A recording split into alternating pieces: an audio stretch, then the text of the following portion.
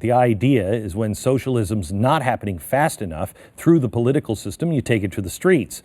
To organize his campaign's socialist street soldiers, Bernie hired several architects of the Occupy Wall Street movement. They're now playing senior roles on his staff. Claire Sandberg is one of his national organizing directors, and Winnie Wong is a senior campaign advisor. Now, that's Winnie Wong along with Linda Sarsour in Claire Sanders' Facebook profile page. When Wong is not busy taking selfies with prominent anti-Semites, she gives speeches at Democratic Socialist of America conventions with titles like Revolution at the Crossroads, Igniting the Socialist Resistance Against Trump. After the failed Bernie campaign in 2016, Sandberg and Wong stayed very busy traveling around Europe to train leftist political groups like Podemos in Spain, the UK's Labour Party, and the Left, a Democratic Socialist Party in Germany that, get this, used to be the ruling Communist Party under a different name in the former East Germany. In 2017, Sandberg and Wong also went to Norway to train the leaders of the Rødt Party. Translated, Rødt means red.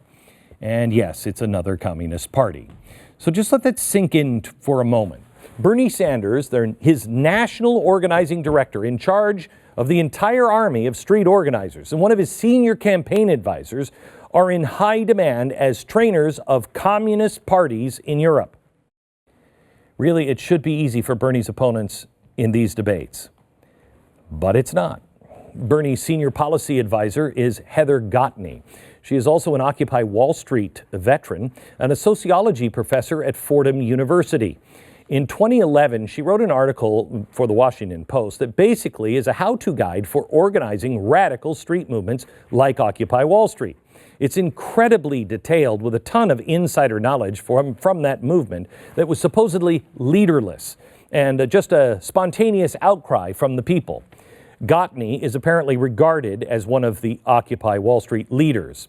And she's regarded by that, even by the people at the University of Tehran, which invited her to speak in Iran in 2013 at a conference called An American Awakening, where when she returned to the U.S., she confirmed that, quote, "I felt my role there was to maintain my position as representing the movement," end quote. Gottney is apparently partial to authoritarian governments because during the Hugo Chavez reign in 2006, she traveled to Venezuela for the World Social Forum. Afterward, she wrote that, quote, "Today's neoliberal capitalist system has become utterly incompatible with the requisites of democratic freedom as it stands. The U.S. representative political and economic institutions are not structured as representative bodies of any sort in any real sort of way." America, please hear me. You vote for just about anybody. I don't care who you vote for. But you have to understand, this is Bernie Sanders' senior policy advisor. She's only one of them. Just wait. They are not playing around. Let me show you the national field director. Now, this is Becca Rast. And also, let's throw in field director Nick Martin. They work under Claire Sandberg. And like the others I've mentioned so far, Rast and Martin were also veterans of Occupy Wall Street. They were in high school. They were high school pals. And they formed a chapter of the new Students for a Democratic Society. That's SDS. Remember? They started it in 2006 as a resurrection of the original SDS, the Marxist group from the 1960s that produced Bill Ayers, the riots in '68, and the Weather Underground. The Bernie campaign also attracts members of Antifa. It's only natural, since Antifa was also an integral part of Occupy Wall Street. Antifa is made up of self-admitted socialists, anarchists, and communists. They don't care about the Democratic Party's progressive agenda. They're done with it. They're following an entirely different playbook.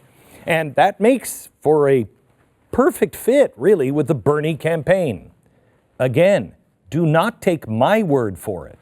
Why? There's some here. A lot of them are probably on the Bernie campaign. But there are some there's a DSA chapter here, so like some of the DSA folks are probably engaged. We've been looking for an action to like participate in, like in regards to like, oh, look at that axe. That's it.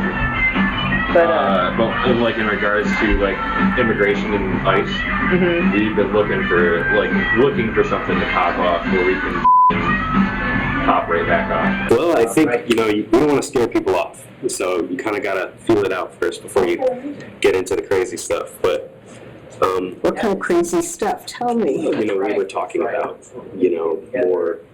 more extreme organizations and stuff like Antifa. You're talking about the yellow vests and all that. But, we're kind of keeping that on the back burner for right now. For now. They don't want to scare people about having Antifa on board the Bernie campaign, so they're keeping it on the back burner for right now. How the media accuses conservatives of fear-mongering or exaggerating plots that aren't there. Yet here are Bernie campaign staffers spilling the beans. The agenda is real. They are passionate about it. The key to understand what's happening here is that Bernie's team is working on far more than just winning the presidential election. They've been talking about a wider movement or the revolution. They even spell it out in one of their campaign commercial taglines. Watch. Senator Bernard Sanders will be the next president of the United States of America. Thank you. Watch.